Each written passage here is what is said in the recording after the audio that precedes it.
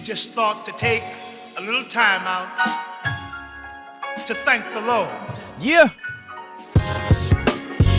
Thank you, Lord, for season 6. Thank you. Who would have thought a podcast could be a gift, really? That pressing B could spiritually uplift and simultaneously give a Pharisee fits. All in all, you the one controlling it, so the Lord is my shepherd, I can't go schizo. This new pot life is like a skit, though. A lot of people swinging, I didn't even throw a pitch, though. Forehead is flint, what I'ma flinch for? Nothing. We all gon' repent for what we did, so I'ma keep it moving. Ain't no stripper or no cussing gonna ruin what we doing. We are dwelling in communion. Assignment is different. Dwellers get the sentiment. Vulnerability's my superpower. How many feeling it?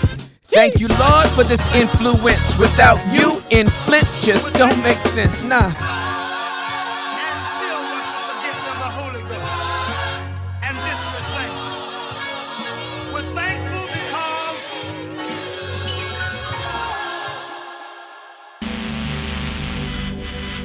If you've got a problem, who's going to solve it? It isn't going to be the therapist. Evacuation orders are in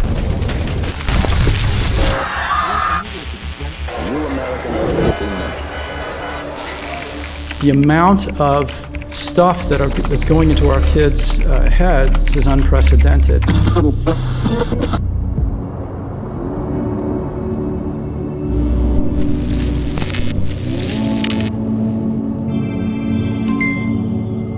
We're going to help you reset your life. What's up, everybody? I am so excited to introduce to you the new course, Master Reset. I need something to change. The experience that you have with God is what anchors you when everything in life wants to make you doubt God. That felt good. Hey, okay, great. How can you press your restart button in your life? I am going to help you get over your past, be able to embrace your present, and plan for an incredible future. So join me and let's reset together. And for a very short time, get Master Reset, every other course from Tim, plus an entire library of courses that will change your life. Plans are starting at $8.25 per month with the code BASEMENT. Click on the link in the description or go to tomap.com and sign up today.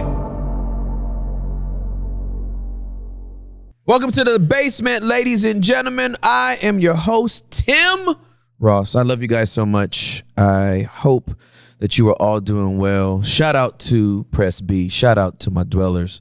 Shout out to the promoters. I love you guys. Thank you for your support. And all of you crazy serial givers on PayPal and Cash App. What are you even doing? I ask this question every pod. Y'all keeping us out here. Like, we clearly cannot be canceled because your support is like, try it. I bet you won't. I bet you can't.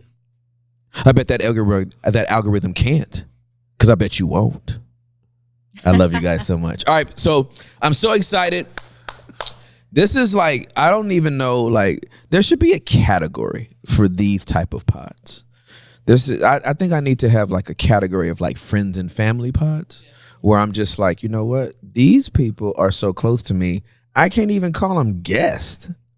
I've known them too long. Like, we've been in each other's lives so long. There's so much relational equity that it's like, these not guests. It's probably guests to you because they ain't been here on before, so I'm gonna introduce them to you. But like for me, we just chilling.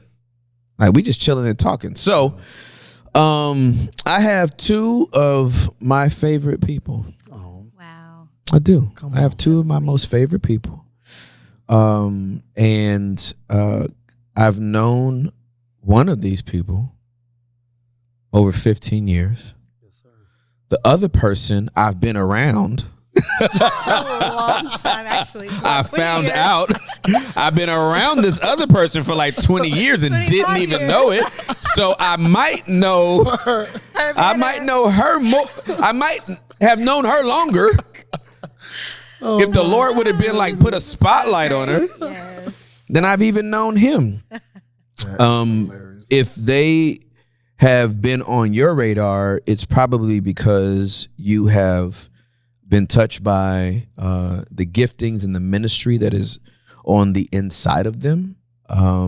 They are a profound couple together, and they are incredibly unique individually.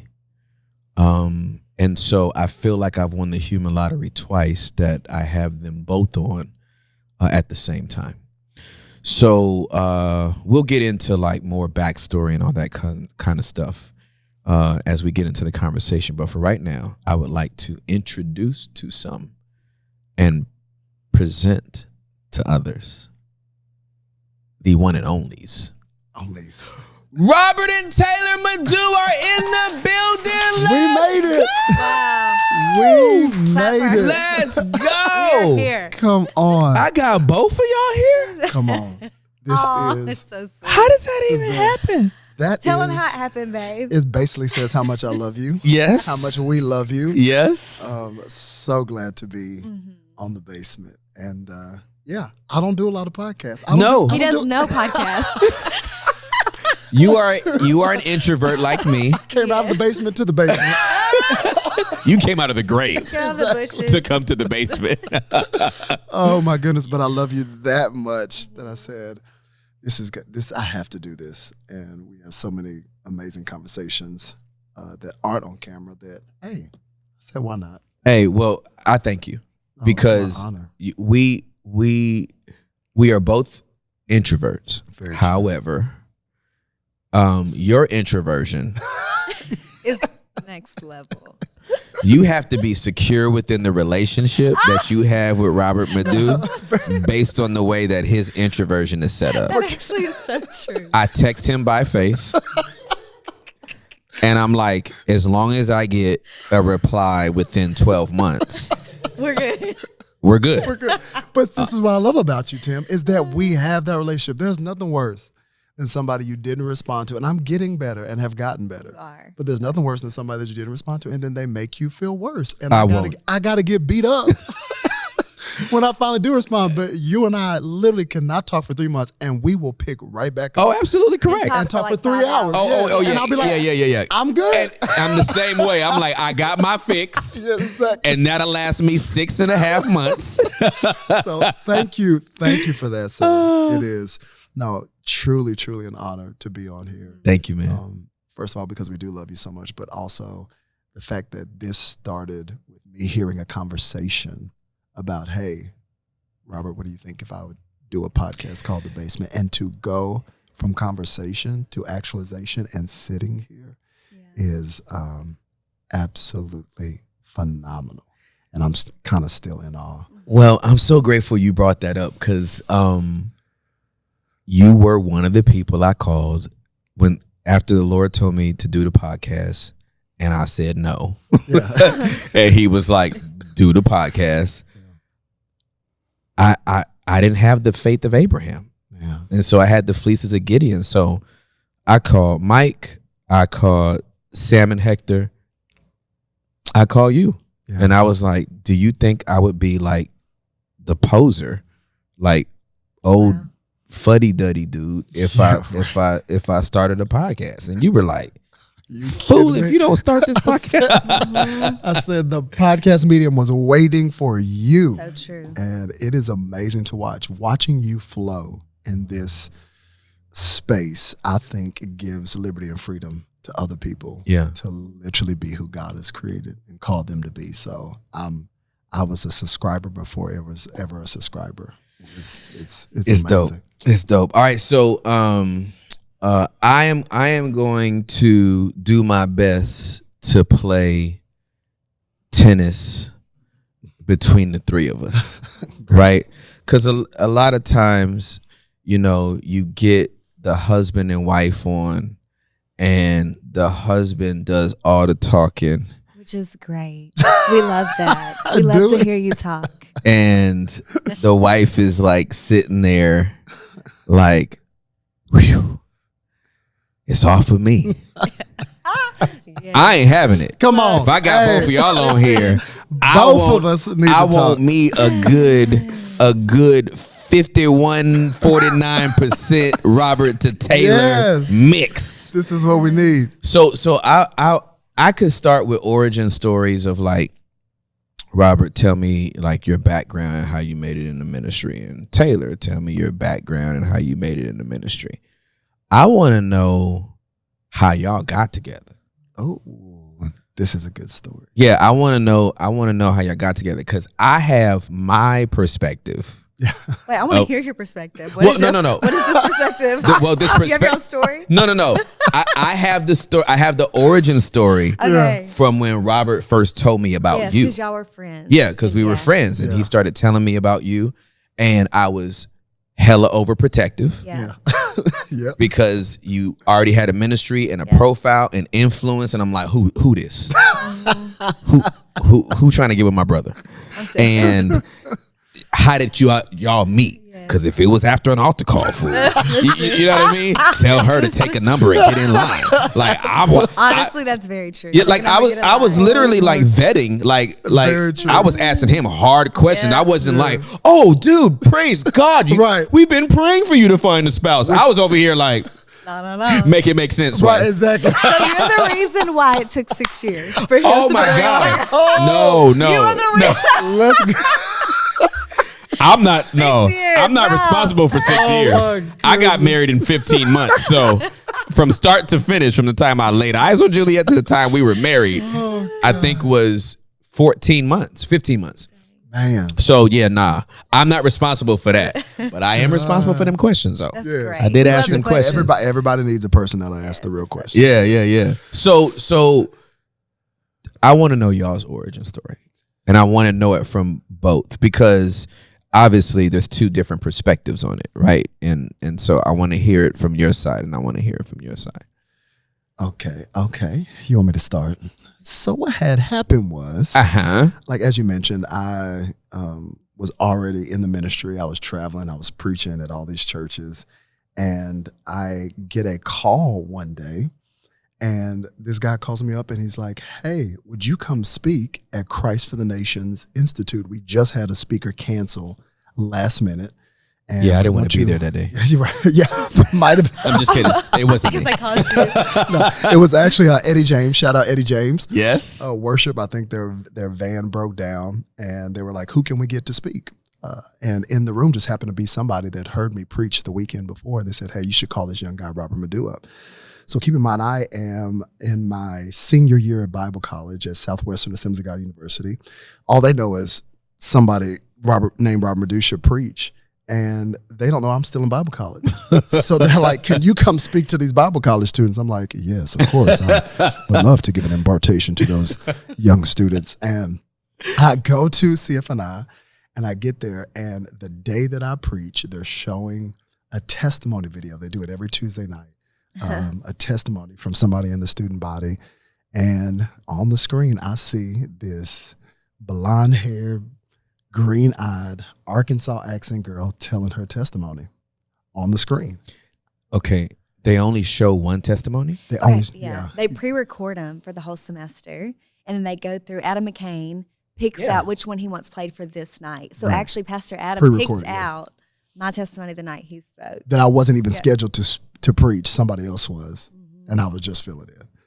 So I get there, I preach, I don't meet her. All I see is her video on the screen. I go back to my university the next day. There's a girl that works in my university goes, "Oh my goodness, was that you that I saw last night at Christ for the Nations preaching?" I was like, "Yeah, you were there?" She's like, "Yeah, I was there." She's like, "I was watching a friend of mine who was telling her testimony video. Did you see the girl on the screen that was telling her testimony before you preached?" I said, "The girl with that strong Arkansas accent?" I was like, I said, "Yeah, I saw her." She's like, "It's one of my favorite things about you." She goes, "You are not going to never lose it. Don't ever change it." She goes, "You are not going to believe this. I have always thought you two would be perfect for each other, but I never said anything to you. But the fact that you were there preaching and they showed her video, you two have got to meet." All right, so take me a little bit slower. When you saw her on the screen, what did you think? I might don't answer that question. Remember the fried chicken was I was like, "Girl, Stop playing. No, I thought this girl. Sodium. I said this girl is fine, and I said this girl has a strong Arkansas accent, and it was a powerful testimony. It was incredible. Yep. And so, those were my first thoughts. Okay. But definitely didn't think I was gonna meet her, or there was any connection point. Yeah. And so, she's like, you two have got to meet. And so this girl put together this big group date that was all for us to meet, the most awkward group date, because everybody knew that, they're meeting for the first time. And we went to the International House of Pancakes, good old IHOP. Amen. And it was so funny because I had heard she had this outgoing personality, but that night, I did not see it. She was just kind of like quiet and to herself. But that was super nervous, That was our initial first meeting, and then our one-on-one date came sometime afterwards. But that was the origin story. All right, Tay. So how from your side, how was that for you? Which part? Were you in the? So he plays that testimony. You're in there to hear him preach. Yes. Okay. Had you ever heard him before? No, never heard of him. Never saw seen, him? Yeah, Okay. never. I come from Arkansas, right? Yep. So what's crazy is mine is going to be a little bit longer, but I'm going to try to get through it quickly, okay? Hey, So, this I could be a had the 3 hour women, the details. This could be a 3 hour pod, homie. Absolutely. Okay, Take your time. Okay, Do not I'm rush. gonna take my time. Absolutely. Okay. So I'm from El Dorado, Arkansas, right? Born and raised, PK, all that. I want to go to Christ for the Nations because I want to pursue ministry, worship, all that. Well, my bags are packed and I'm ready to go to Dallas. I find out I'm pregnant. Okay, so I'm 17, pregnant out of wedlock. I knew I wasn't supposed to be in this relationship, but I was like, I have to get out of this relationship. The only way I can think to do this is actually move away. But then once my bags are packed, I find out I'm pregnant. So my life comes to a pause, right? So fast forward, 32 weeks, have my baby, stillborn, and then, my valley. But then I knew there was so much more that God had for me. That's a whole nother story, right? Yeah. So repack my bags back up, and I go to Christ for the Nations and pursue what I knew was always on my life, which was just pursuing him, whatever that looks like. So this is my first time to ever share my testimony. It's a big deal. It's probably, I'm like, a year out, I would say, a year out of, the trauma, the tragedy, all of that. So the night I went to show it was a very big deal for me. It was the first time to really just put all of my junk out there, especially to the student body and then everyone else that was coming to the Tuesday night service. Yeah. So my friend who came to see me that night, she leans over and says, this guy, I've wanted to hook you up with this guy. I'm like, huh? So confused, but I'm also like, okay. Hey. Because he was super fun to me. Yep, he was brilliant, Yep. and he was an incredible communicator and just anointed and just all the things. And I loved a good, godly man. Yeah. I honestly, it was very rare that we saw that in my hometown. I'm not going to lie. Where I come from, I'm like, I ain't never seen nothing like that. It was slim pickings. Slim. It was slim pickings. So I'm going to rewind real quick. What is crazy is, so right before I found out I was pregnant, this same friend lived in Dallas. So everyone around me who loved me, they were like, you have to get out of this relationship. Even to the point where she was like, I'm going to open up my home and you come live with me for the summer, because they were trying to expedite the process. You got to get out. Yeah. Well, when I went to visit her, she had told me at the time, there's a guy that I want to introduce you to. I'm like, a guy you want to introduce? I'm just trying to get out of this current relationship I'm in and heal. She's like, this guy loves the Lord. He would be great for you. Well, then I go back home. I'm about to move. That's when I find out I'm pregnant. So everything is pushed back and delayed. That night she was there. She's like, do you remember the guy that I tried to hook you up with before you knew you're pregnant? This is the guy. And I'm like, I can't even grasp anything, right? I'm just trying to heal and become who God's called me to be, right? Right. And so ends up that he goes to her office the next day, and she tells him, that's the girl that I've wanted to hook y'all up forever. And then 6 years later, we're married. Yep. So yeah. And let's keep it at that 6 years. Don't go to the 6 years of on and off. I'm grateful for the 6 years. Listen. Yeah, no, I'm it was actually really good. It was looking back and not in the moment. Yeah, I'm not asking y'all to dive into those 6, but just hearing what you had walked out of to jump into something 6 weeks later. Yeah. Would have been wildly traumatic to your mental health. Mm-hmm. You know what I mean? Yeah. Well, and I say this as a joke, but I'm so grateful because I always say he saw my dirt before I ever met him.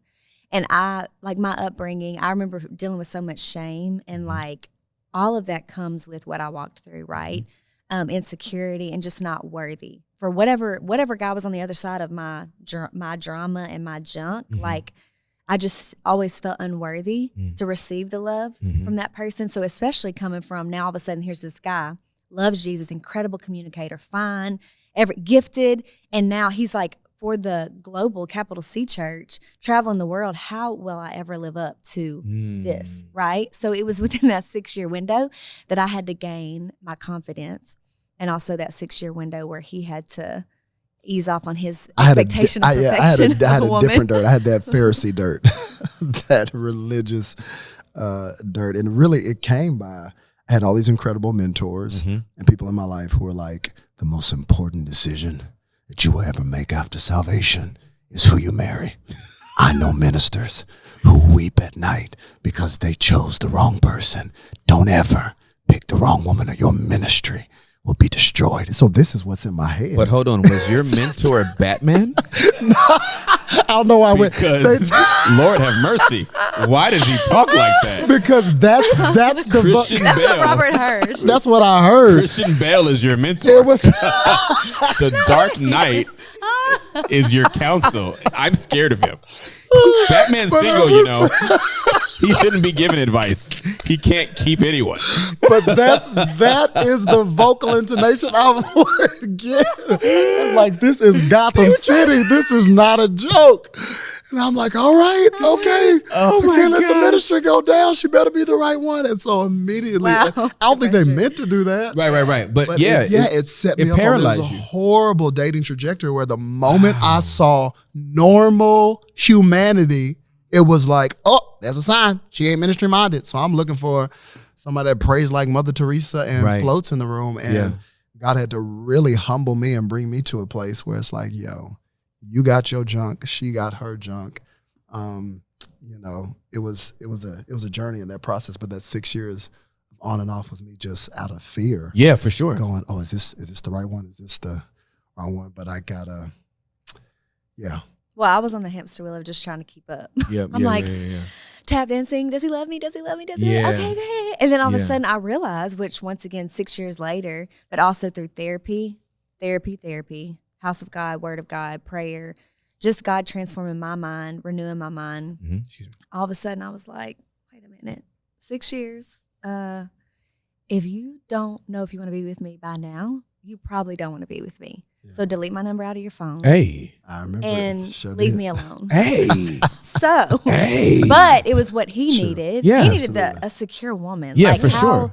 I'm not trying to sound harsh, but how like obnoxious is that? Like, whatever I can do, like, am I good enough? Am I worthy enough? Yeah. Like, that's just not attractive, No, right? it's So not. it took some years for me to get to that place. But I also have dealt with a lot of people pleasing as well. So that comes out in friendships, but also my relationship with him. Absolutely. But I gained a lot of confidence. God did a lot of work. I had to do a lot of work personally. And I reached that moment. But it was in that moment, I think maybe 3 months later, there was a ring on my finger. Yeah. So, Oh yeah, no, it was a wrap. As long as she was in that, like, oh, I love you, I'll be here. But the moment she laid the hammer down, she's like, look, if you don't know by now, I'm good. Don't call me. I was like, fine, I won't. And then like 2 weeks later, I'm You like in my bathrobe, hadn't shaved, got a stupid. bowl of ice cream. I'm like, oh God, I'm we love sorry. to hear it. I love to hear that, honestly. I It said, I literally promise. blesses my life. I'm tired of playing games. I'm for real. I'm for real now. But God gave me the greatest word during that season, because I think I was waiting for this big feeling of commitment. And I learned that sometimes you have to commit your way into a feeling instead of feel your way into some commitment. And I was waiting for this feeling of, oh, this is it. And to get a word from God and to get writing on the wall. It's like, no, I choose and commit to you. I'm tired of playing games. You're who I want to spend the rest of my life with. And it's been amazing. And it makes so much sense. Yes, absolutely. 11 years. This August. Okay, so I want to hit on a couple of things because I think this will help some people in relationships, especially churchy people. right? Churchy People. Like you got the minister here preaching, and you got the woman here with the testimony of what God brought her through, and you saw her video, and despite everything you heard, you like, she attractive. Right? And you're like, oh, this is a man of God, and he's a great communicator, and he fine. Can we talk about how important attraction is? Oh my goodness. Because there's some people out here. There's some people out here that are deathly afraid that God's gonna send them a monster. Yeah. Like they're like, I'm waiting on my spouse, and they're like literally like teeth chattering. You know what I mean? Fingers crossed, like they're gonna be. Please don't let them be a duck. Please don't let them be a duck, Lord. Please let them be at least. Can they be halfway cute? Yes. And I'm like, God is not like some mean God. That's like, I'm gonna make you love a scrub. Love a dub scrub. God's in your ministry's gonna happen, but he's ugly. But God's gonna use you to shake generations. Oh my God. You are going to be one of the most preeminent speakers in the world, but your wife's gonna look like Leah from the Bible. She'll be looking at you and them at the same time. Like, that's not God's will, right? At all. So I want to talk about that because I remember. So Juliet, when I married, not when I married, the first time I laid eyes on Juliet was February of 1998, Sunday night service at Potter's house, youth service. Yeah. Chris Hill is preaching. I'm on the floor during altar call, laying hands on people, and you know he has this prophetic edge, right? So he's prophesying over people and all this kind of stuff. And as he's prophesying over some, my back is turned to the platform, so I hear him prophesying over somebody, and the prophecy he gave them, the prophetic word he gave them, was identical to a word that I received the year before. Wow. Oh, wow. So I'm thinking, as I'm hearing this, he's prophesying about me, but my back's turned because I'm serving people. So I turn around, and it's Juliet. Wow. Man. And I lay eyes on Juliet, and I'm like, oh my God. 'Cause my wife's Afro-Caribbean. Yeah. And she got a bump. I'm saying. She got a bump. I would love to tell you the way she worshiped. Right, yeah, exactly. Just drew me in. The tattered pages of her Bible let me know how much of a deep conviction.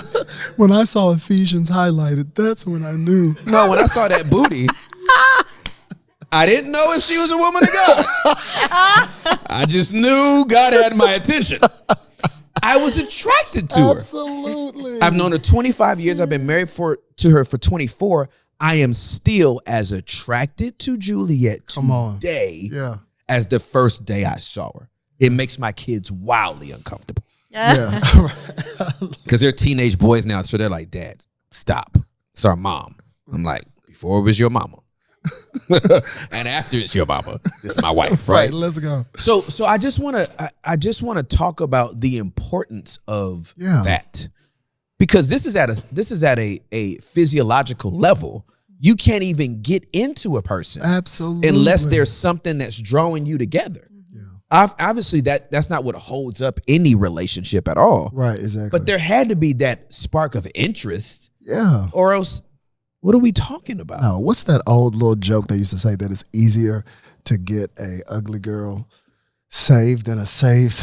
What's that? I'm about to mess it up on Not this if you're thing. ugly, I'm sorry. Golly. The poor girls out there. I'm like, it's okay. Easier to get a fine girl saved than a ugly saved girl fine. Oh yeah. I'm butchering a little bit, but you get Yeah, absolutely. Leah was gonna be Leah. Exactly. In perpetuity. So I say that however that little adage goes, attraction absolutely has to be there. And I think people are crazy to think that God will actually make you be with somebody, that there's not that original spark. Now, if that's it, 11 years into marriage, I will say that fine will not sustain. I bet you it won't. Anything. I know that for a fact. For sure. But definitely, initially, there has to be the attraction thing. And I wish that the church would do better about not putting guilt on people because, hey, I love them. I love that they love Jesus, but I'm not attracted to them, and to know that that's okay. Right, absolutely. That's fine. Yeah. I want you to say something about it. Because you said fine 3 times in your narrative. He was fine to me. Well, no, I think it's really simple. I think if you're married just for attraction, then your marriage won't last. Yeah. But originally I knew nothing about him. I just knew that he was fine and I wanted to know more. Yep. Right. And so there's that. And so we went on this journey of getting to know each other more. And there were definitely along the journey, there's parts of him that were very ugly, parts of me that were very ugly. Yep. But the attraction, I guess, would sustain us for just for a little bit. Yeah. But it was also the love of God, the passion for God.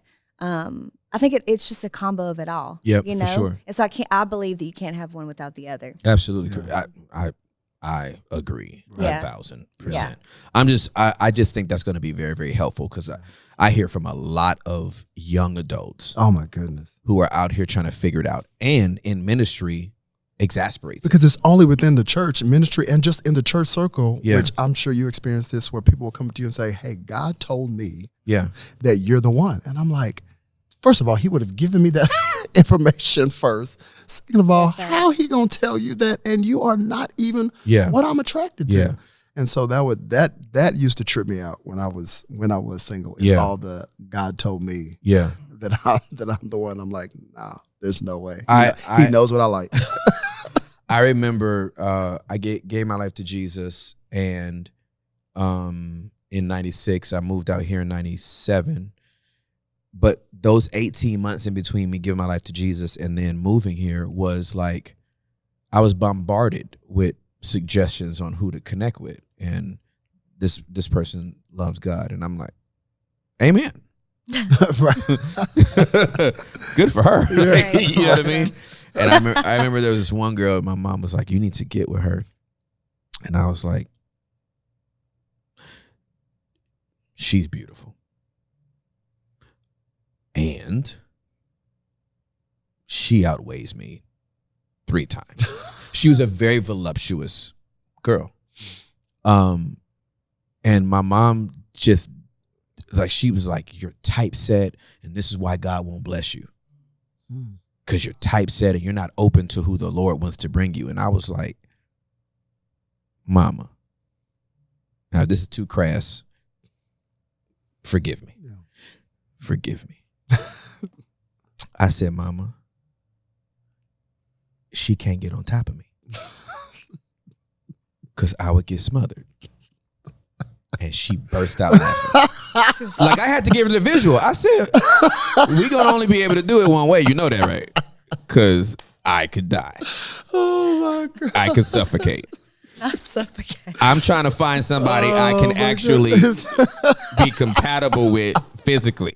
But see, that's you though, right? That's me. Because some men love a bigger, thicker. Yes. Like they're like looking for that, right? I just think we have, you know, when we tell people don't have a type. Exactly. Right. Exactly. And, you know, like it's supposed to be this random surprise. Exactly. Yeah. You know what I mean? Yeah. Abraham's wife, Sarah, was fine. Absolutely. So fine he had to lie about it. Right? Exactly, yeah.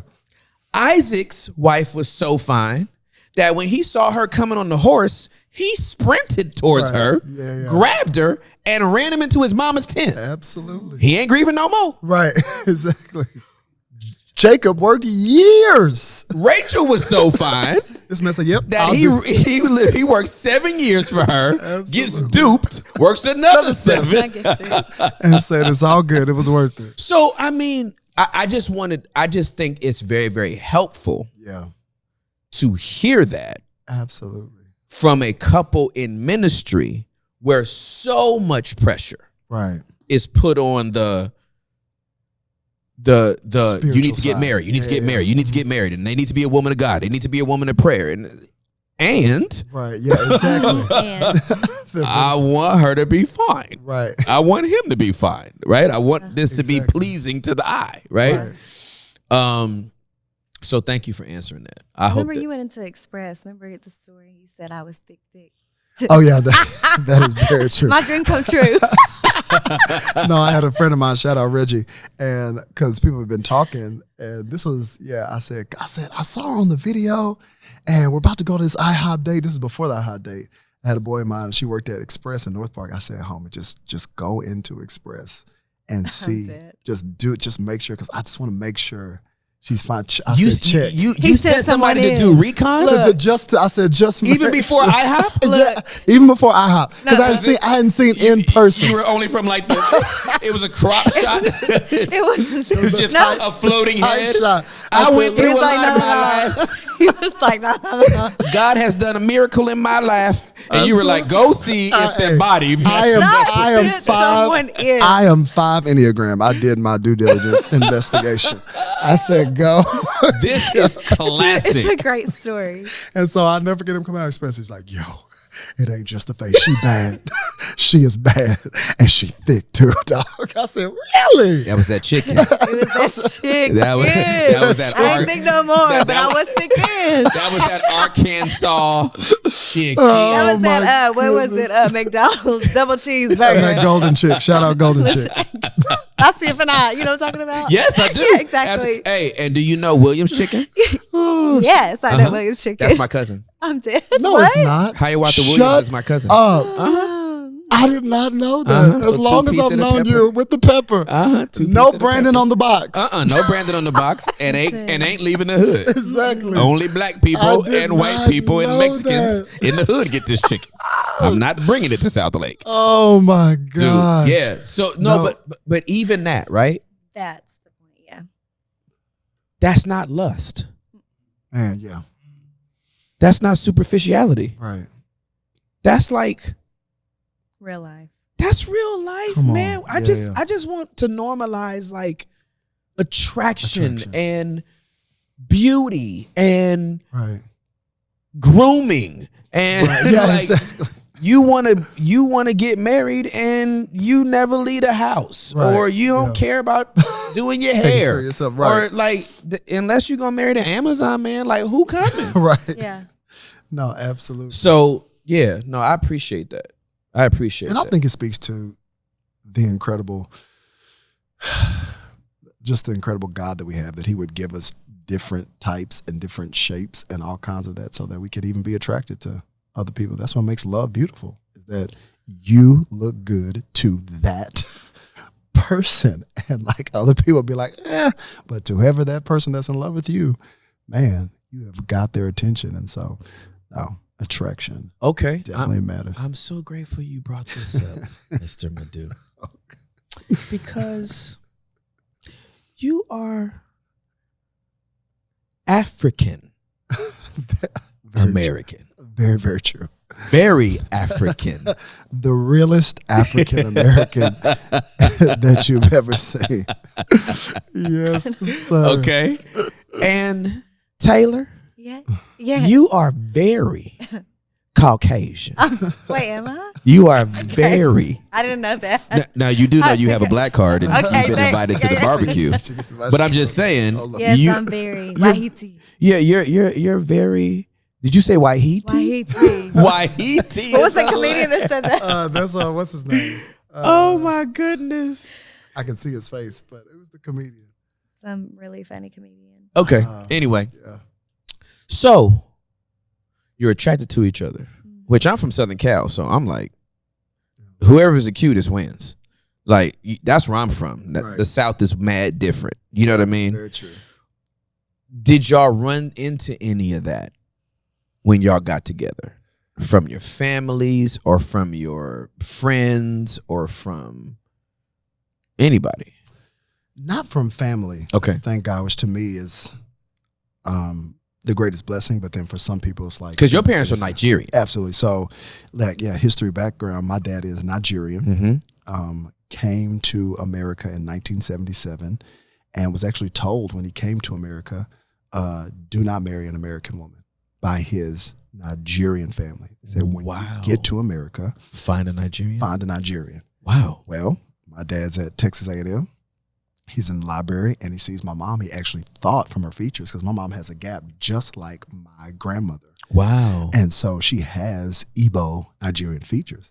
So my dad sees her in the library, rolls up on her and says, excuse me, are you a foreigner? Are you from Nigeria? And my mom was like annoyed by it. She's like, no. He's like, oh, okay, I'm sorry.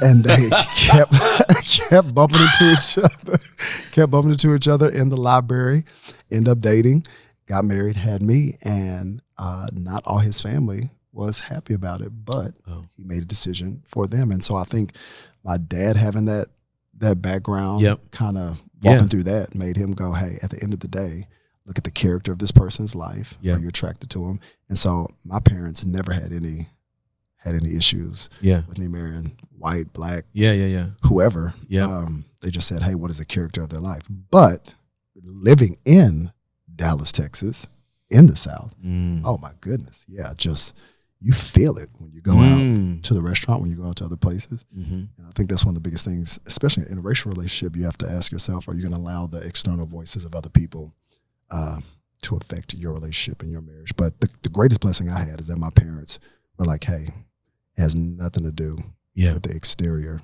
Like, we love who she is as a person. And my family honestly is the same.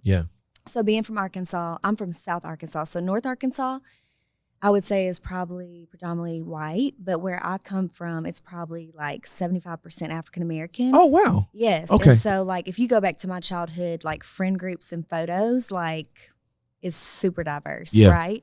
What's crazy is he grew up around predominantly white.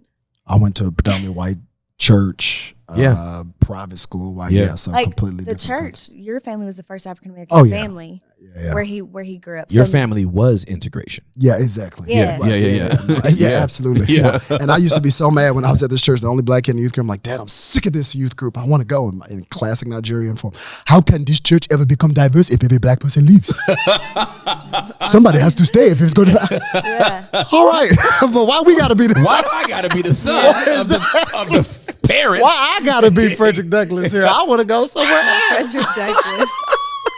That's hilarious. So literally, that was his philosophy. And what's crazy is, as we stayed over the years, it got more diverse. Wow. But I was actually sneaking out to the Potter's house just because I'm like, I can't. Just to get a fix. Oh my goodness! If Just I to hear get one more a clap DC, on the 2 and the 4. Yes, I hear one more DC Talk song, I'm gonna lose my mind. Can I just hear an organ? Can I hear an organ? DC Talk. Why is Toby back leading worship? I love Carmen, but can I just get an organ? Carmen. Just once. Child. So, I'm not going to even get into that. All right. No, but the thing is he was raised around predominantly white. I was raised around predominantly African American. So I feel like, I don't know, like it was always talk about from 7, 8, 9 years old, whenever you start to understand like, ooh, I like a boy. I always liked the black boy, you know? And I think it was just what I was attracted to. And so when I feel like my family was already prepared and knew that I would marry a black man. So yeah, Robert's my second boyfriend ever when 19, whenever I moved. Wow. And black, handsome, fine. And so I think, I don't know, it's just weird because, you know, there's a whole thing about like not seeing color. Like we see color, obviously. Like it's beautiful, you know, but at the same time, I never look at him and I'm like, or family and like, he's a black man or they're black. It's like I don't know how to explain it. Like I love him for who he is and what he brings to my life. And but the family dynamic is real. Because even before I dated her, there was another lady I dated and her white girl parents had issues with it. And that became a deal breaker for me in terms of like if your family has an issue with it and you're somebody I'm marrying and you're somebody that we're about to have kids with, for me, I said it's not going to work. So it ain't going to be us against the world. Exactly. Yeah, exactly. So that's just a hard battle to fight. So I remember when I was considering proposing and I just went down to Arkansas to like for real meet the family, and You went yourself? You didn't send your friend? That's I didn't know. No, I went myself. Hey, man, go down to Arkansas. and see how they treat you. I said, no, I'm going to see this for myself. And I was looking, I said, if I sense anything, it's a wrap. Man, when her dad was like, what's up? And you was looking for like a straight uncle. Right, exactly. Be like, is that a Confederate flag? Right, exactly. Gotta catch somebody slipping. I was watching for it. Oh man, that's funny. Once I went down there and said it was good, I was like, all right, this will work. I love it. I love it. No, I appreciate you sharing that because, I mean, Embassy City, the zip code we were in was top 10 most racially diverse zip code in the United States of America. Man. Yet every church around there was either all black, all white, all Hispanic, all Asian. And I think 3 years after we were there, we had an explosion of interracial couples that started coming to the church. I was like, do they have like a Pinterest app? Right. Like a pin drop? They were like, we're safe here. Right, yeah, exactly. Everybody come here. Because they just flooded, right? Yeah. And it was like, I'm talking like, it was like black man, white woman, Hispanic guy, black girl. It was like short Asian man, tall Swedish woman. Then it was like Viking god man with like Nubian princess woman. Like it was like the most beautiful array of these relationships that were starting to like fill our seats. And I was like, and they said like, we can feel it. Wow. This is the first church we came in where we didn't feel it. Wow. Man. Like imagine somebody's racism being so strong they can't feel the presence of God. My goodness. Golly. Yeah. They walked into a church and couldn't feel God because they felt you. No, exactly. Man. Oh, dude. No, you know what's crazy about that, and you would even know who this person is, but I will never forget when we were in the dating season, a pastor who actually at the time, looked up to. Yeah, Derek. I'm just playing. That's not who it was. I know who it is. But y'all probably Derek. Search Derek. Yeah, Derek is a fool. Oh my goodness. No, I'm just playing. I'm not. You messed me up when I was like, no. You almost made me say. Oh, now he was gonna say it. Derek. Lord. Not Derek. Lord. Oh my God. I almost walked right into that. I was like, hold up. No, go ahead. No, he pulls me to the side. He's like, hey, what's with this white girl that you're talking about, that you're dating and might marry? I'm like, Taylor? He's like, yeah. He goes, you think you're going to marry her? I said, yes, sir. I think I am going to propose. He said, do you ever think you'll pastor a church one day? At the time, I was just on the road speaking to different churches. I said, maybe. He's like, He said, if you're going to pastor, it's going to be a problem. It's going to be a problem. He said, because every time you get up in a church with a white wife, you are going to tick off two groups of people. It's like every time you get up there, you're going to make black women mad and white men mad. He's like, and there's no way it'll work as a church.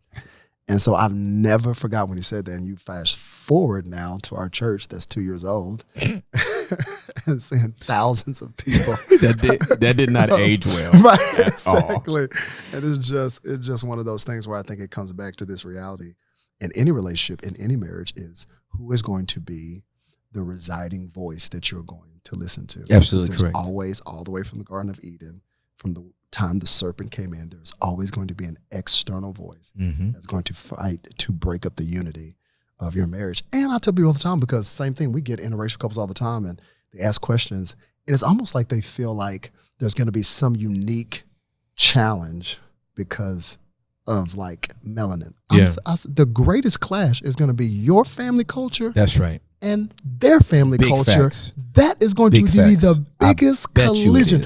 Both of my parents are black. Yeah. Blackity black, but my dad was born and raised in Nigeria. That's right. My mom is from East Texas. Right. And those two cultures collided all the time. Yeah. And so that's the biggest challenge when it comes to relationships, is your family. Yeah. Your family culture, not skin. Juliet is Afro-Caribbean. I'm African-American. Our first few years, just on a cultural level, were wild. Because I'm like, why are you doing that? Yeah. if anybody looks at her, that's a beautiful black woman. My wife is not African American. She is an island girl. Yeah. That mentality is completely different than an American woman. Absolutely. And so, there's skin ain't what's gonna make the common denominator, and we're gonna get along because it's that family of origin. If it was, the divorce rate would be different. Child.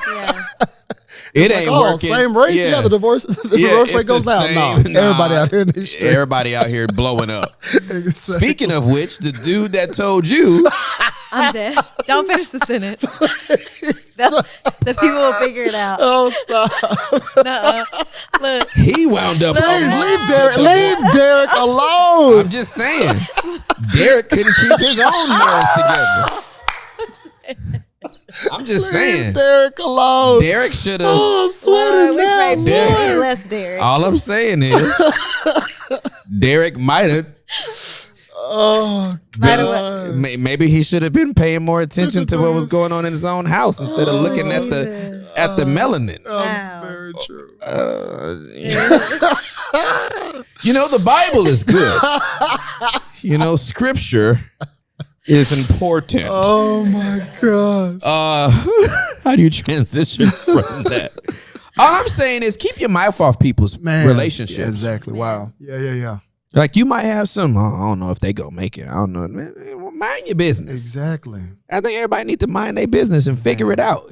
First of all, work out your own soul salvation. That's in the Bible. Yeah. But then, people's marriages, everybody trying to figure it out. Yeah. And you're starting from scratch because every couple has to figure out what's going to work for them. Yeah. You take the best of what you saw from your parents and your parents, and then you got to still come in and create a new language of how your marriage is going to work. Absolutely. So there's no cookie cutter formula, and make sure you get with somebody that's like this. And yeah. And my philosophy is, if they're dating, engaged, and you truly care about that person, say all you want to say then. But once that ceremony happens, shut up. Yeah.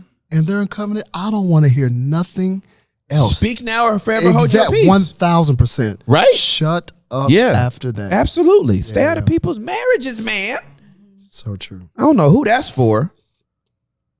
Take your mouth off people. Come on. Get a life. I don't know. I felt that thing strong. Yes. Back to you all. It's true. All right. So 6 years dating, 11 years married, 2 years pastor in a church. Yes. With youngins. Yes. 8, 7, and 5. Help us. What's that like? What's your life like right now? Because when y'all got married, this is a traveling man. Yeah. Right? And there's a rhythm that comes before babies, then there's a rhythm that comes after babies. Absolutely. Right? But then when you transition to the pastorate, I was just talking with somebody about this the other day. Dear friend of mine called me and was like, I think I'm depressed. So, really? He said, I miss the road. Like, I love being a pastor, but I miss the road. And I'm trying to, embrace this, but I miss everything that came with the road. Not just the road, but just everything that came with it. And it wasn't carnal or superficial. It was a longing. Yeah. And I told him, I said, you're not depressed, but you are grieving. Wow. And I said, until you write the eulogy for your previous season, you won't be able to fully embrace the one you're in now. Wow. Because you can't properly leave what you don't properly grieve. Man, that's great. So you spent years on the road, right? Yeah. As did I. And then the pastorate brings with it a whole different cadence and rhythm, not just to the ministerial life, but also to the marriage as well. So what does it look like for y'all the last two? Because this is a baby. Y'all gave birth to baby Huey. Yeah. That's what I said. So let's let's contextualize that. You know, y'all didn't have like the typical like, we started with 75 people and after 2 years, praise God, we're at 220. Right. Woo, jazz hands, right? Y'all was like, we started with 1,000 and now we're at 999,000. Wildly exaggerative, but kind of. This is what it feels like. Right? Yeah. So talk to us about what it's like to be young, married, stewarding a family, a relationship, and a growing ministry. Well, backing up to the season we were on the road, you know, that was 16 years, and I loved it. Loved that season, especially when it was just us two. Talk about a season.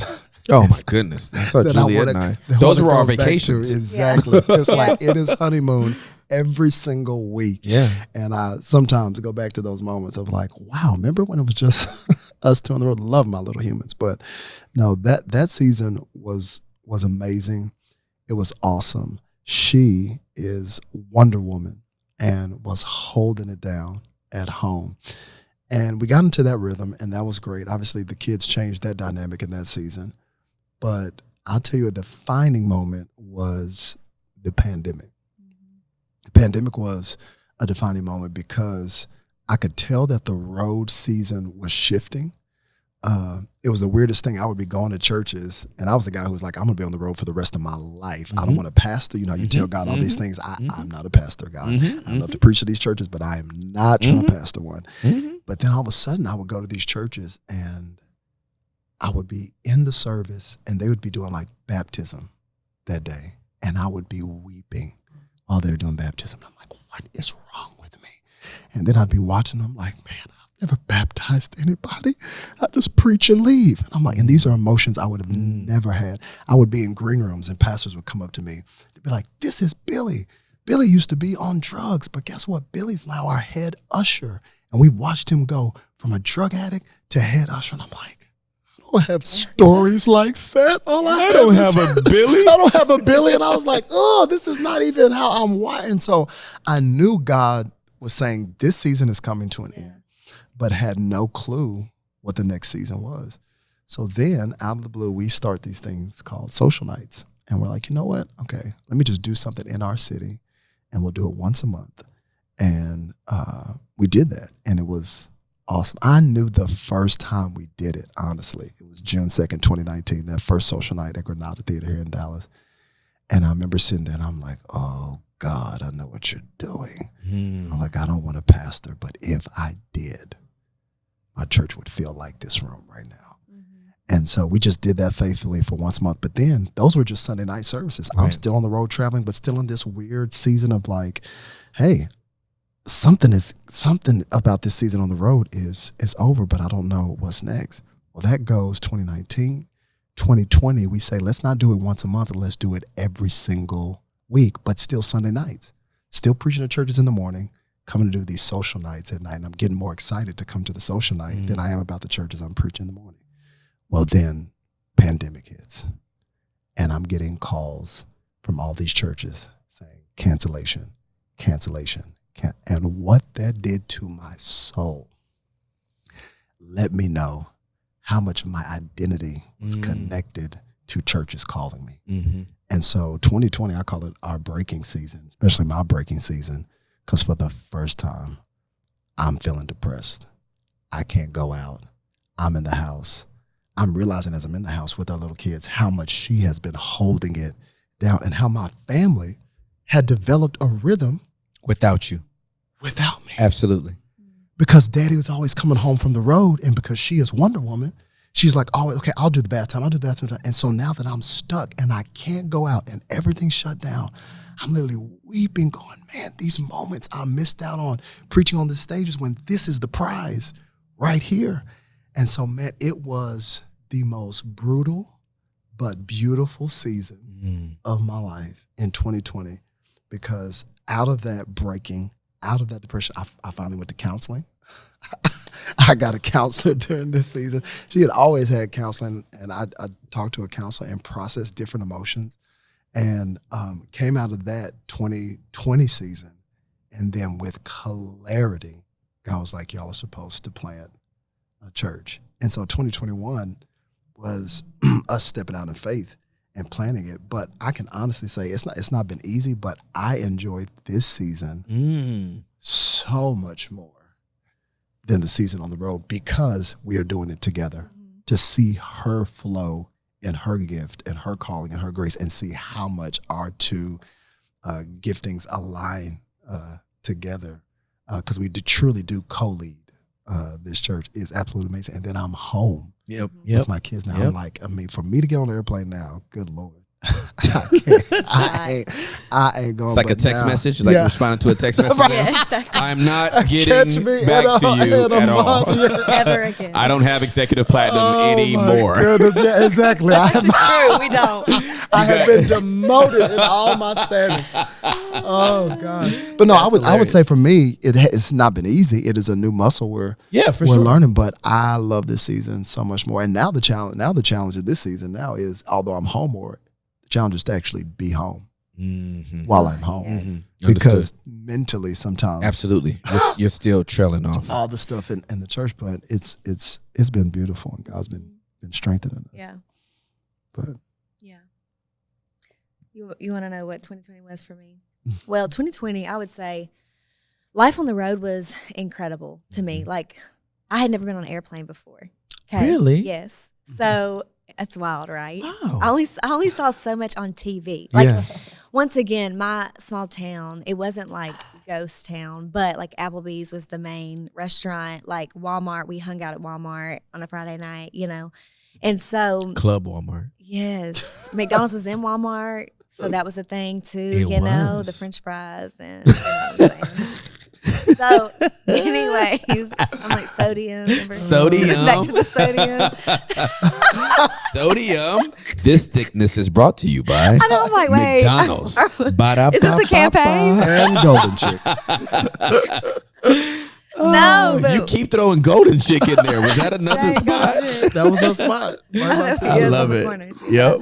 No, so life traveling the world. I mean, we go to like every country all across the U.S. It was like a dream, right? Yeah. But I would say it was 2020 when the pandemic hit that I realized it highlighted how we weren't as healthy as we thought we were. And so he was able to be open about some things and vulnerable with me, which was actually, it gutted me. But at the same time, I feel like it was a setup for what was ahead for us. So God, it was so kind to tuck us away in 2020 when the world was shut down. And I'm so grateful that we were tucked away in healing versus like allowing us to lead a church unhealthy and broken and very sick. And then all of a sudden that impact and the aftermath of pastors falling or pastors crumbling to the ground, for sure. you know? Absolutely, yeah. And so 2020 to me was like the greatest gift to us and to also Social Dallas. And so we learned a lot, we healed a lot, we grew together a lot. We made a lot of adjustments that were necessary to sustain us for the days to come. And now I feel like our marriage is better than we've ever been. Our family dynamics, we've caught a rhythm. It's a lot balancing church, especially when it's thousands of people coming. I feel like it's growing quicker than even like the systems and the structure. But I also feel so confident in the call. I know that God's grace is for the journey. And so I feel like we're only on the up and up, you know? And I think it's what we talked about earlier. It's like because of what we went through prior, we've been equipped for the journey. And so I'm grateful. I feel like we're living in our best days. That's awesome. Truly. I wish somebody would have told me, you know, when you're in church, they like talk about premarital counseling, like premarital. Then it's like after the premarital, you're good. I wish somebody would have told me you need counseling for every major shift and adjustment in your marriage. And so I was the guy who was like, counseling, whatever. But man, it took the breaking of 2020 to make me realize, we've had some major life changes, 3 kids back to back to back, a church, all of that. Like, we need somebody to process this. For sure. And shout out Dr. Litchie, who just saved my life on Zoom in sessions and allowed me to open up and just see some different things. I didn't realize how unhealthy I'd gotten. How long were y'all married? 2020 would have been It was year 8. Year 8. Yeah. Okay, so here's what's important for any married couple to know. Because, again, 24 years for Juliet and I this year, 49 for my parents. Every 8 to 10 years, really 7 to 10, there has to be an adjustment. Man, yeah, exactly what our counselor said. Yeah. Wow. Has to be an adjustment. Because the dance that worked in one season won't work in the next. Yeah. And somebody has to stop dancing. Man. Or something will make you stop dancing. Yeah. Wow. Man. That's so good. Right? Yeah. And so whether it's the husband or the wife, somebody has to stop doing the dance first, which is already going to be disruptive because it's like, we're not doing our dance. Our song is on, we're not doing our dance. And it's like, this dance don't work no more. Right, yeah. You know what I mean? My feet hurt. Yeah, no, for sure. My toes. Yes. I can't do ballet no more. Not after 3 kids, I'm not doing ballet. You know what I mean? I'm going to start crumping Yeah, right. violently. I'm going to start crumping violently, but I can't do this dance no more. And so I think there's something to be said about the pause, because to your point, Tay, people ride past those warning signs and then wind up in that category of the ministry blew up, public divorce, whatever, because nobody said this is a sign that something needs to change. Right. Yeah. And so I appreciate y'all just being vulnerable about that, because listen, I tell every person that wants to plant a church, unless you heard a word from God. Oh my God. Let me tell you something. Don't do this. Exactly. Just don't do it. 1000%. Like don't do it. Yeah. Because if God gives you a burden to plant a church, he actually trusts you to square up against a demonic stronghold and or principality. Yeah. Absolutely. That's what he, like, to bring you to Dallas is not like, it's so cool. Right, yeah. No. Yeah. The Lord's literally like, I'm sick of this demonic stronghold. Absolutely. And I need somebody to bring heaven to earth. Absolutely. You're squaring up against a demon, fam. Yeah. He's not playing fair. I can tell you that much. Yeah. I bet you he ain't playing fair. Exactly. Right? He means to take you out by any means necessary, right? So if that comes with the call, when I hear these dudes talking about, I went to vacation in Destin, and I just thought, this would be a great spot. if I ever plant a church, it's going to be here. Exactly. I'm like, you're going to get your ass kicked. Yeah. For sure. You're going to have the bloodiest nose. The bloodiest nose. Let me tell you something. Satan is about to put his foot so far Dang. up Real. your spiritual colon Yeah. that you are going to be sore. Oh my goodness. And you're never going to sit down again. Yeah. Like my brain is like, church planning shouldn't be popular. Right. Yeah. Trendy. It should be providential. Right, man. Absolutely. Yeah. Like, church planning is not like, this ain't in vogue. Right. This is like a burden from God. Right. No, 100%. And we didn't plan without it. And you came and even spoke before we did the official launch. Oh, was it social night? It was a social night. It was a social night. Absolutely. Yeah. I'll never forget it at Granada Theater. Yeah. And we were like, we don't know. Yeah. But right now we're just being faithful to these little services every single Sunday night. But I have not gotten a word with clarity and assurance that this is supposed to be a church. Yeah. Right now, we got up every single Sunday night and said, this is a gathering. Yeah. In the city of Dallas. You did. Where we'll have worship. And people are like, that's my church. Well, it's not a church. It's a gathering. It's a gathering. It's a picnic. But wait a minute, you preach the word in worship, yes, but it's a gathering, not a church. It's so true.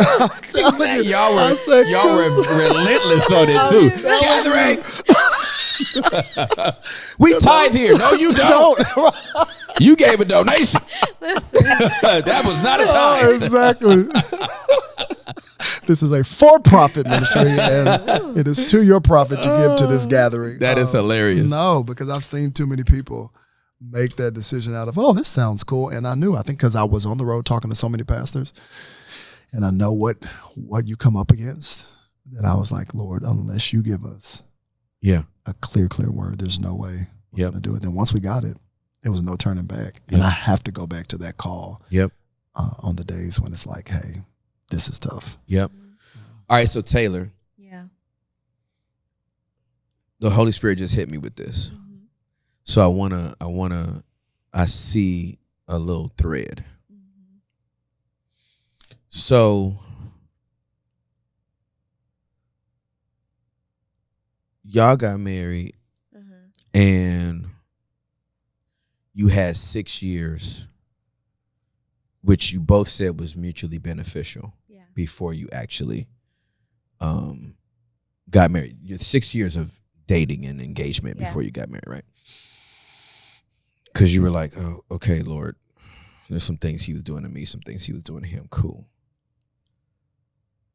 But this church, you said, is going faster, growing faster than you are comfortable with.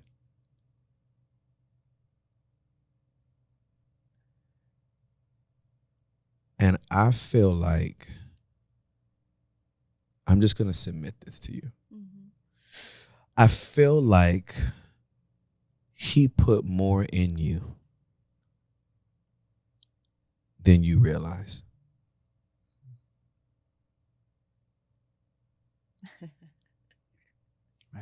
I receive it. And as fast as this feels, there is something he put in you that is deeper than you realize. And so my encouragement for you is to grab your shovel. Because there's more in there than you think. Wow. So good. Wow. I just need to say that. No, absolutely. I receive it. Yeah. Yeah, this is not going to overwhelm you and it's not going to consume you. Man, absolutely. There is more depth in you than you even realize. Wow. And my encouragement is just get your shovel. I receive it. Because you have everything you need for this. Absolutely. You don't need to go grab anything else. Like there's nothing else to go get. It's in there, and you just got to dig a little deeper to get it out. Man, that's so good. I just need to say that. Come on. I love it. I receive it. Okay. That is confirmation. Is it? Absolutely. Yeah, it is. Okay. It's true. Yeah. I'm actually stepping back into Social Girls, which is actually the way it all started. Yes. Because I was trying to serve and help my pastor's wife at the time, her women's ministry. And she was doing things and I was like, let me just come alongside and help. And so I launched a photo shoot to help her. And it was in that moment that something like was sparked in my heart and in my spirit to host a women's gathering. So I did like a photo shoot, but then all this, the response from the women online, like, I want to come. And so over time I was like, okay, let's do a gathering in the city of Dallas. Right. And so we did, it was 50 and that was called Social Girls. And then the second one was like 240. I wasn't expecting anything. And then the third one was like 350 at Granada Theater. And then when I was doing it, he came that night and it was something in both of us. It was like, let's make space for men as well. And then the next month was Social Night. And that's how it all began. But because of the demand of Social Dallas, my priority is obviously my marriage, my kids, and then social, right? But Social Girls has been put on the back burner because of the demand of Social Dallas. I'm trying to just bring support. I just want social healthy. I want us healthy, for right? Sure, for sure. And so as of tomorrow, is it tomorrow? Yeah, almost like there's a big push and relaunch of Social Girls. Oh my gosh. And the theme is actually gardening. Yeah. Are It's you like, no. And like the Lord has been speaking to me through I have a garden. This is Do you know classic that? conversation with Tim Yeah. Ross every single time. No, yeah. And absolutely. so it's very interesting because This week. like all the women are getting seeds. Like, or they don't know that. They'll know that by this time. But yeah, the whole theme is literally digging, getting your hands dirty. Like, my gosh. let's go, because we're about to step into this thing, whatever this thing is that God has. And so I think it's heavy. Ministry's heavy. It is, for sure. You know, it's like the greatest thing in the world, but Yep. also it's weighty. Yeah. And so I think I wrestle with just like with that reality of like when you say yes, like for real, like buckle up and get ready. Yeah. Because you're fighting the way I want to do church. I want to come again. I'm like miracle signs and wonders. Right. And like we are literally fighting demons. I want people to be free. Yeah, for sure. So it's like not a small thing, and it's a big commitment to say, I'm going to step into this thing and give my all. And I think you're never just fighting for yourself, but you're fighting for all of the thousands of people that are on the other side that desperately need your yes. Yep. In order to step into their freedom. Yep. And so I do wrestle with it, and I'm good. I'm so good with behind the scenes. And but yes, anyways, all that to say, I receive it because we're stepping into this thing tomorrow night. So that's really unbelievable. Really cool. Come on. Yeah. Oh my gosh. Yeah. It makes me emotional. That's so sweet. He loves you, Tay. That's the So bottom sweet. line. Your daddy loves you. Sweet. All right. We're gonna just keep in this vein because I'm like, this is never. I'm telling y'all right now, this has never happened on any podcast Really? I've ever done, where I feel like God's giving me word of knowledge Gotcha, come and on. stuff. I'm to here say. for it. So this I'm is here like for the word of knowledge. I'm kind of bugging out right now because I'm like, Because it's off brand. You're like, this is fine. I'm not asking no questions. Come no on. more. This is just word of knowledge going off. All right, so now it's your turn, Rob. Yes, come on. So, this church is 2 years old. You started with how many? We started with about 200 people. And it is Or about You know. in the system, 5,000 people. Something like that. okay. So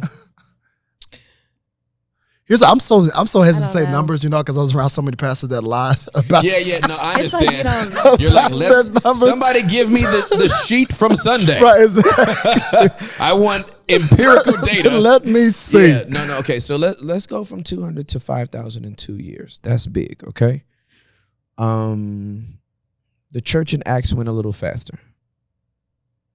Peter's first sermon was 3,000. His second, 2,000 more, and we're a mega church.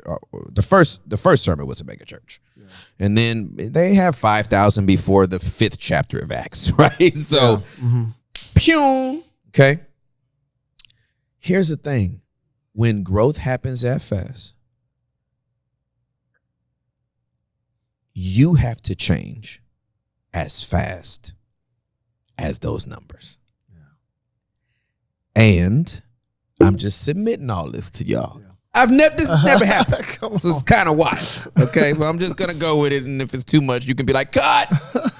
I hate this show. We're out. So when the numbers change that fast, you have to change with them, which means that you have to calibrate the staff to the fact that who you are now, you may not be in the next 90 days. That the leaders you are now, you may not be in the next 120 days. Because stuff is changing fast. And who you were as pastors of 200 people, you couldn't stay the same at 1,000. Yeah. Let alone 2, 3, 4, 5. And so what I want to submit to you is to not allow the leader you were yesterday to attempt to lead the people you need to lead tomorrow. Do not be afraid to go, I know I said. Gotcha. Yeah, no, for sure. No, absolutely. I know I said I was doing this. Yeah. Psych. Yep. We're at 5,000. I can't do that no more. Man. But you only did it for 7 weeks. Yeah. I know. Right. But after Easter, these jokers stayed. Right. You know what I mean? We went to the Irving Convention Center. The Toyota Music. Yeah. You went to the Toyota Music Factory, and 1,500 people came back home with us. Right. Yeah. So I know that I said this is the new org chart, and it just changed Right. again. Yeah. Honestly, exactly. Man. the org chart. The org chart. Yeah, it changes weekly. Right? Yeah. Oh my goodness. Yeah. So I just feel like you have to do that. Man, that's great. Because nobody else is going to come do that for you. Yeah. And people will keep you where you said you were. Right. Yeah. So you have to give the update. Man, Wow, that's great. that's so good. And I honestly feel like for you all, where other people would change every 2 to 3 years with some healthy growth, y'all have had to change every 4 to 7 months. Man, Yeah, absolutely. so true. But you're not inconsistent. Man, You're not confused. yeah. You're not, oh man, we don't know what's going on over there. You are changing as it's growing. Wow. Wow. Man. All right, let me give you Bible. Come on. You know what I'm saying? 'Cause, Hey. you know. See, this is why you got to pick your podcast. Oh my God, a counseling session with Tim. This is why you pick your podcast. Let me just say, you want me to do your podcast? I need a word of knowledge for the season I'm in. Oh, you're so And that's why I am here today. All right, Man. so this is Acts chapter number 6, okay? But as the believers rapidly multiplied, there were rumblings of discontent. Wow. The Greek-speaking believers complained about the Hebrew-speaking believers, saying that their widows were being discriminated against in the daily food distribution. So the 12 called a meeting of all the believers. They said, now remember, the 12 called a meeting of all the believers, not themselves. They said this in front of the whole congregation, right? We apostles should spend our time teaching the word of God, not running a food program. Man. I know I baptized all of y'all myself Man. 2 years ago. I can't baptize y'all no more. Man. Y'all gonna have to get baptized while I'm preaching this word. There's too Right. many of y'all, right? I can't get back in the pool with y'all, right? We apostles should spend our time teaching the word of God, not running a food program. And so, brothers, select 7 men who are well respected and are all full of the Spirit and wisdom. We will give them this responsibility. I need to say that in a different tone. We will give them this responsibility. Then we apostles can spend our time in prayer and teaching the word. Everyone liked the idea, and they chose the following: Stephen, a man full of faith in the Holy Spirit; Philip, Prochorus, I don't like his name; Nicanor, Timon, Parmenas, and Nicholas of Antioch, an earlier convert to the Jewish faith. These 7 were presented to the apostles, who prayed for them as they laid their hands on them. So God's message continued to spread. The number of believers greatly increased in Jerusalem, and many of the Jewish priests were converted too. Wow. All because real-time adjustments. Yeah. We can't do it no more. Right. We used to. We can't. Mm. So something's got to change. It's got to change now. Right. And they made the move, and guess what? More growth happened. Exactly. Man, Wow. that's a word. Come on. It's freeing. Gosh. So freeing. A lot of times, thank you, Holy Spirit. A lot of times, as leaders of a movement, we think we need to be tweaking where everybody else is in the org. Man, this is good. This is like for my soul. Golly. And I'm telling you, Wow. this is as much for you Yeah. as it is them. Absolutely. So don't let the growth allow you to move everybody else in these different positions, and y'all are bound to stay in the same. I think also the expectations of people. That's correct. It's just keeping up. Like, I mean, I was out in the lobby on Sunday because I put this, and I want to be. That's the challenge, is my personality. I want to be able to talk to every single person in the room. Yeah. I want to know your name. I want to know your dog's name. Yep. I want to know where you live. I want to go have coffee with you. Mhm. But is that sustainable and realistic? Yep. If I want to lose my marriage and my family, it is. Yeah, absolutely maybe, correct. You know? Yeah, for sure. But it's like, even Sunday, I'm out in the lobby, and there's individuals that I'm meeting, and they're so kind, and it's like, we're just wow that we get to meet the pastor and that you're in the lobby. So there's a part that's like, they're wowed by that. I'm honored that they're honored, Yeah. but also it's like, but is that sustainable every single Sunday for me to be shaking hands with every single person in the room? Yep. And so I think the hardest part on this side of things is the failed expectation of what the sheep, they have an expectation of the pastor. Yeah, for sure. And then we can't meet that, and Yep. then they're mad and they leave the church or So- they're hurt. Absolutely. Yeah. This is why I believe reading that scripture is helpful, and going Yes. back to it in Acts 6, they addressed all the believers. We can't do this anymore. What you need from us is to pray and teach. Yeah. What you want is for me to hand you some green beans. Man, We can't. we can't. Yeah. We got to pray down the word from heaven. Yeah. Then we got to teach you what the Lord is saying. Man. We would love to continue handing you green beans, Yeah, but that's not our role in your life. man. Our role is to feed you Right. something spiritual. Stephen and Procurus and Nicantor and whoever these other people I just named, them jokers is gonna give you some green beans, right? But I'm gonna come out here with a word that is coherent. Right. Exactly. I can't come out here with a message that I just dialed in and mailed in because I was so tired in between services. Now I forgot point 2 during the second service or the third service or whatever the case. So I feel like everybody is able to accept change when you cast the vision of it. Yeah. So don't make the change without giving them context to it. Got you. One of the tweaks you might have to make, Tay, is to say, hey, I tell the staff, hey, I still want to greet everybody, but I can't do it individually anymore. I'm going to roll in for 5 minutes, and wherever they all are, I'm just going to come in. Hey, y'all, I'm so grateful you're here. I love you. I wish I had time to shake all of your hands and know the name of your pets, but we have another service, or my kids need me. If somebody boos you for saying, boo, I can't believe you're not going to spend time with me because you're kids, let them walk. Right. Yeah, for sure. Facts. That's a wolf. That ain't a sheep no more. That's a wolf. Yeah. But I really do feel like the org chart needs to change often because the numbers are changing so often. I love that too, because our org chart changes all the time, and I almost take it as like a failure. Exactly. Like, get your That's why crap together. Exactly. No. Like, and No, so it's like, dang, it absolutely. changed again. Yeah. Oh, that person's changed. Yeah, and I'm like, yeah. like we're failing as leaders. What's wrong with us? No. So Yeah, this absolutely. is really awesome to hear. And then it's like, you feel like you're not being the leader God's called you to be because you made this declaration. This is what it is. Right. And I said it. Right. And then stuff changes like, Wait. oh, no, never mind. Yeah. Come back and you feel Actually- like, well, I'm not being consistent. That's right. Yeah. That's exactly right.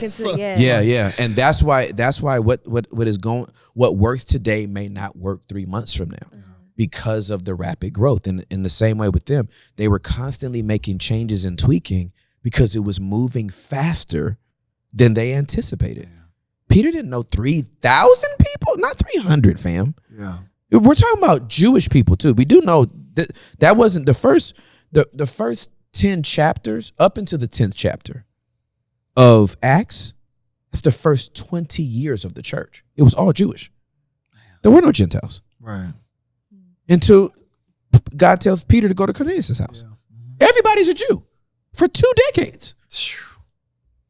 So talking about the conversion of Jewish people receiving Yeshua as Messiah, and 3,000, 5,000, 7,000 people. Man. There's a lot of changing. Yeah. All right, now we got to do this visually. Both of y'all have good imagination, so just go with me on that. Your org chart is always changing, right? And but y'all up here, right at the top. So this is what we're gonna do to the org chart.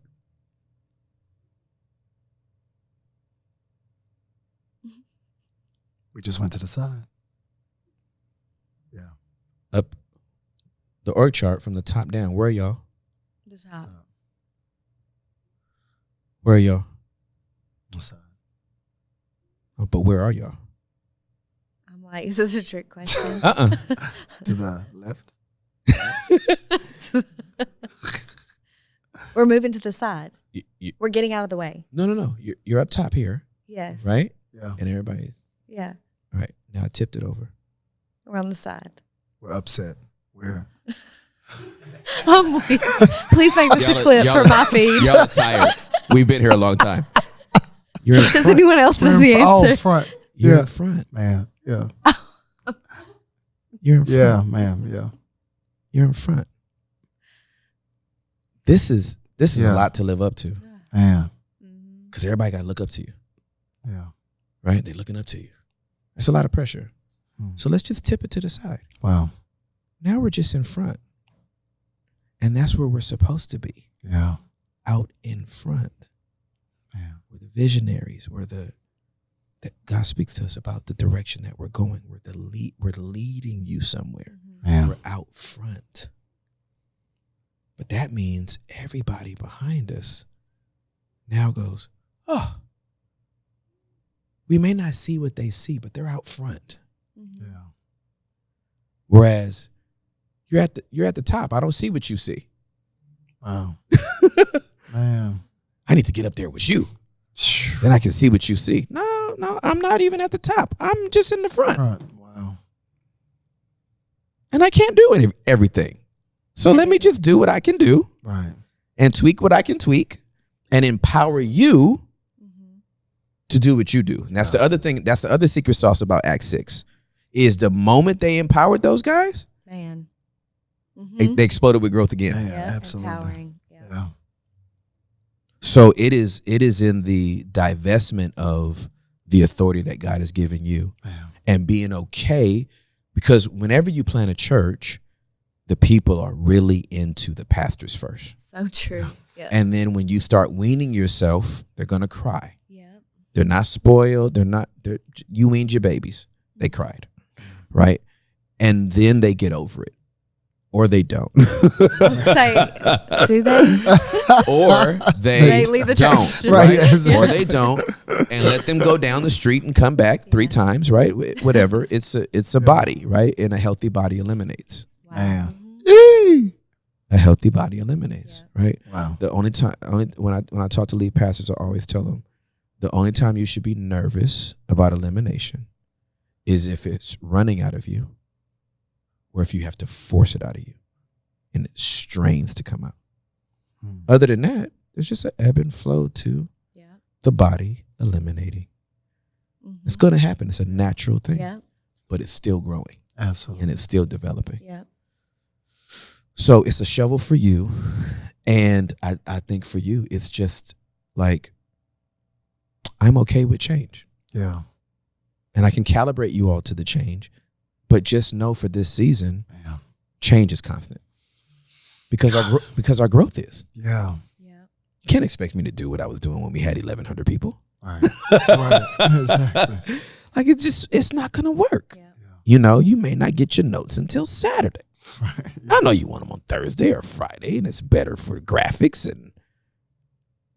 But I had to take Evie to the park. Right. Yeah. You know what I mean? My study time ain't the same no more. You know what I mean? It's 3 of us, not, you know what I mean? Absolutely. It's a family of 5 now. Yeah, exactly. Not 3 or 4, you know. Yeah. So I just submit that to y'all because that is incredibly helpful. fast growth does not have to equate to burnout. Exactly. No. Just doesn't. Just doesn't. So that is so good. And shout out to you for being one of the first voices in my life to say, hey, take July off. yes, sir. The first The year. magical month of July, the 7th month. The first year of the church. Yes, I remember sir. having that conversation with you and Pastor Mike. And I was like, this is crazy. We just planted the church. And you're going, bye. I said, we can't. And our church grew every single week we were gone. And we had to move to another venue. And now it is a yearly rhythm. So, no, that's so good. Yeah. Hey, this has never happened before. Really? Has it? I mean, this has never happened before. Gosh. Where I felt like the Lord just started dropping dimes, like, tell them now. And I'm like, Yes. Man. I mean, it's your pod, sir. Yes. So I'll do whatever you want me to do. Dang. No, that's But he loves much y'all. needed. Yeah. He loves y'all. He loves this work that you're doing. And it won't get so big that it crushes you. No. You're built for it. You're built for it. And it's just some tweaks. Yeah. It's just some tweaks. It's not as daunting as it feels. Yeah. It's just a few tweaks and you're going to be like, oh, the pressure is relieved. Yeah. And you're going to have new people that sprout up and you're going to go, take that. Yeah. And they're going to be like, really? Oh, yeah. You take it. I'm not doing it no more. Yeah. Oh. Are you sure? Yep. Positive. Positive. Yeah. Oh, and it's going to be so liberating for you. Man. I'm so proud of y'all. Wow. Thank you. The best. This is so good. You've always been so just Oh. the best. I'm telling you. I love y'all. So proud of y'all. Thank you for being on. Man, thanks for having us. This was refreshing to my soul. This is the only podcast I will ever do. Because I got what I needed. I hope I was helpful to your podcast. Because We you have a blessed- check ready for the therapy session. Right, yeah, Truly. exactly. We actually do. Period. Sydney. Oh my goodness. No, I appreciate you all so much. gosh. And no, our audience is going to be so blessed to hear your hearts and to hear your story. And this is just good. Okay. That's it. Come on. I ain't got nothing else. The Lord's pushing on me, and we ate, and so I don't want the itis to hit us. Yes, so sir. this feels like a good, safe space to land. So Perfect. thank you, Robert. Thank you, sir. Thank you, Taylor. Love you. I love you all so Love you much. so I love much. your beautiful children, and I love y'all. And until next time, deuces.